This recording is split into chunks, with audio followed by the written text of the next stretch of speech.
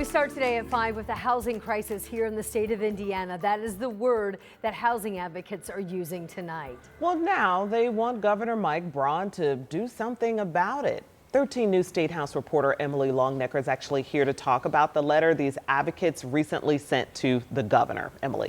Well, hi, ladies. The letter was signed by close to 700 organizations and people, many of them housing advocates. And in the letter, they asked Governor Braun to convene a commission made up of several state agencies to look at how Indiana can create more affordable and safe housing.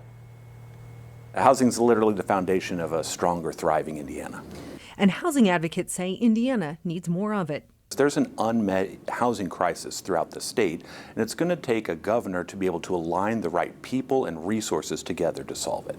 Andrew Bradley is with Prosperity Indiana, the statewide association for community and economic development that spearheaded a letter sent to Governor Braun to talk about an issue Bradley says is a decades-old problem. Indiana has one of the highest eviction rates and housing unaffordability rates in the Midwest. So there is an issue here that has been unaddressed over the past years and decades. Addressing that issue, say housing advocates, starts with bringing together statewide agencies and local governments in a commission to set goals to tackle Indiana's housing problem.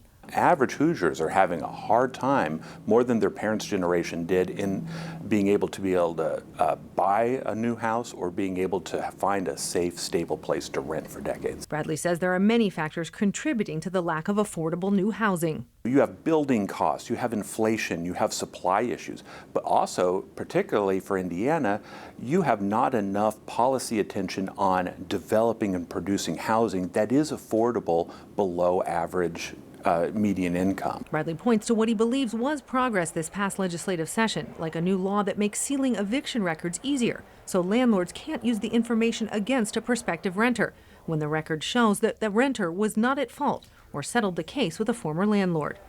He also applauded a defeat of the effort to criminalize homelessness. Should Governor Braun create this commission, one other group Bradley says needs to be at the table, the Hoosiers impacted by the lack of affordable housing. Regular Hoosiers who know what it's like to be able to try to get into a new home and the challenges they face.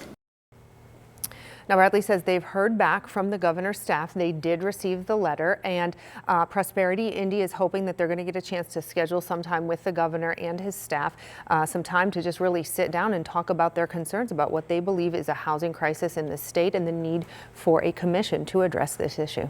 An important conversation, certainly. For sure. Emily Longnecker reporting this afternoon. Thank you.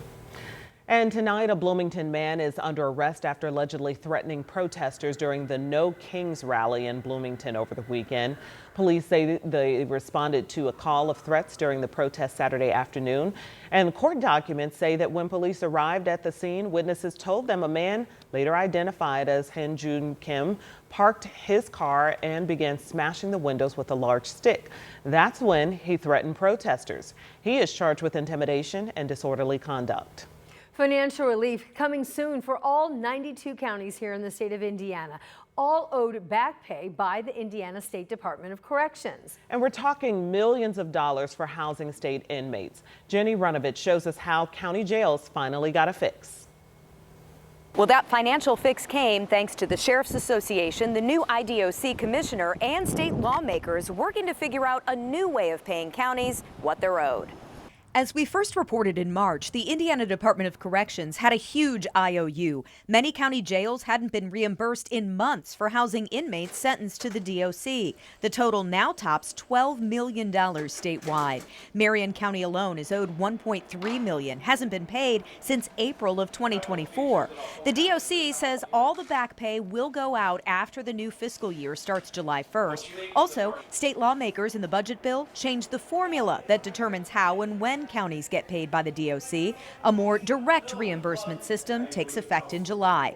Counties bill out the number of inmates at least every other month. The DOC sends back the money per diem. So knowing that the state is going to start reimbursing more timely, I think will be definitely helpful when it comes down to managing, your county jails. Another change made by lawmakers, instead of about $35 a day for housing felons, counties will get $42 a day. Sheriffs say that still doesn't cover the true cost, which they estimate at closer to $63, but they say it's an improvement. Jenny Runovich, 13 News. All right, Jenny, thank you. And IMPD is set to host its latest recruitment event tonight in about a half hour. And at that, you can hear more about opportunities within the department, apply for jobs, or even sign up to take part in what's called the IMPD Ride-Along program. If you are interested in going, here's what you need to know. So you must be between the ages of 21 and 40 to apply. Tonight's event is from 5:30 to 7:30 at the Southeast District headquarters on Shelby Street. And if you're wondering what the pay looks like, IMPD says recruits can earn up to $74,000 for their first year on the force. Well, we are just under a half hour away from what could be a contentious committee meeting here in Indianapolis. The Administration and Finance Committee set to meet in just about 20 minutes from now, and on that agenda, allocating money to help pay legal fees for the sexual harassment investigation into the mayor's administration. Our Alex Almanza is at CCB tonight with more details as we look ahead. Alex. Well, tonight, a portion of Proposal 164 is on the agenda for hearing. Now, this is to help pay for legal fees to Fisher Phillips. That's the Chicago-based law firm that prepared a 54-page report investigating sexual harassment allegations against Mayor Joe Hogshead's administration, specifically former Chief of Staff Thomas Cook. Now, the City County Council is asking for an additional appropriation of $300,000. That's not exceeding that. The investigation found that Hogshead complied legally with the handling of allegations against Cook. But tonight's meeting follows a heated council meeting last week where Proposal 164 was introduced. Lauren Roberts, one of the accusers, stood up before the council to say she felt silenced by the administration. After her time to speak ran out, she was forcefully escorted by sheriff's deputies. Since then, there has been growing tension between the public councilors and Mayor Joe Hogshead, with some calling for him to resign. Now, this proposal is the only thing that's on the agenda tonight. However, we'll see what councilors and the public have to say as tensions continue to grow here at 200 East Washington Street.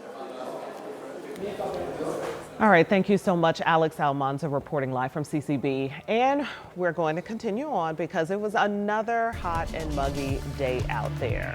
So let's take a live look downtown. This time tomorrow, we actually could be seeing some storms. So, we did get some peaks of sunshine. It looks like that's what Sean was talking about at noon today. A little more than yesterday. Yes, hot and muggy out there today. muggy. This is a day where you want to take the kids maybe to the splash park or to the pool or something like that. I love little a good relief. old splash pad. Yeah, that's fun. That's fun. You And guys something want to to take cool my off. baby? Yeah. You want to take my baby? Who to the splash visited? pad? Oh, Newsroom baby today. Teddy was here. Yes, we got to see little baby Teddy walk around here, little socks on.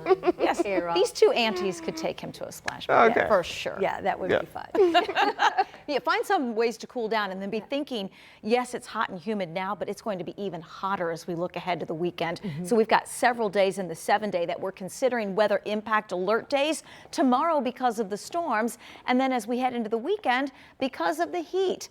We did get a few peaks of sunshine. You can see that over Carmel and Crawfordsville, Indianapolis as well. We've got a few showers and storms on radar. We'll get to radar in just a second. These are current temperatures for most of us, low to mid 80s, but more importantly, a dew point number in the low 70s. We consider any dew point at or above 65 uncomfortable. We're definitely in that miserable range. We've had a few spotty showers and storms today. We'll take you into northern Marion County, southern Hamilton County. We've got some rain pushing east of Carmel, headed toward Fishers, and there is some lightning. Heads up with this one in between LaPel and Fortville. That's headed up toward the Pendleton area. We also have a few showers in and around the North Vernon area and a cell just to the southeast of Martinsville. Radar will look like this evening. Spotty showers, maybe a rumble of thunder. We stay in the low 80s through sunset. Temperatures tomorrow near 90 degrees, and we do go under that threat of severe weather.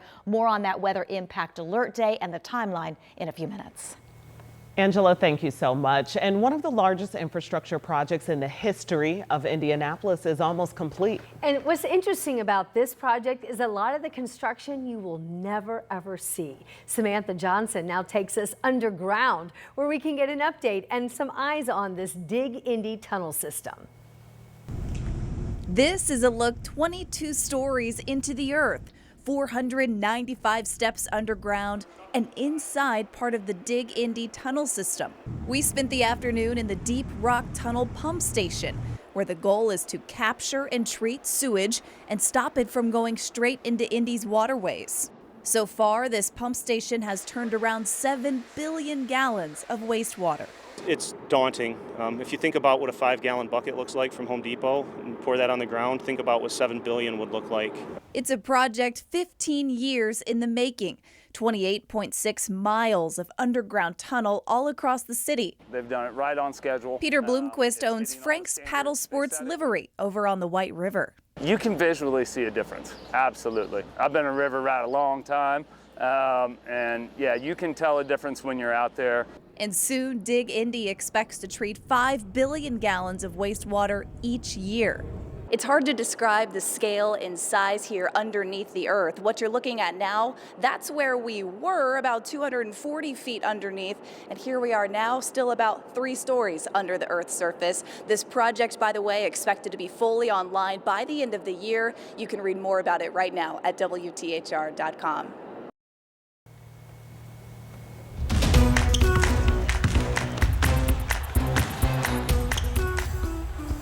All right, we don't want to talk about it, but we got to talk about it, so let's talk about it. Are you ready to talk about it? We're talking about the loss or the injury? Both. We don't want to talk about either. Both. Okay, so Tyrese Halliburton, the Pacers guard, will reportedly get an MRI on a strained right calf. That is according to ESPN. That's what they're reporting today. Tyrese suffered that injury during the game last night. That loss that we don't want to talk about, 120 to 109, lost to the Thunder on the road.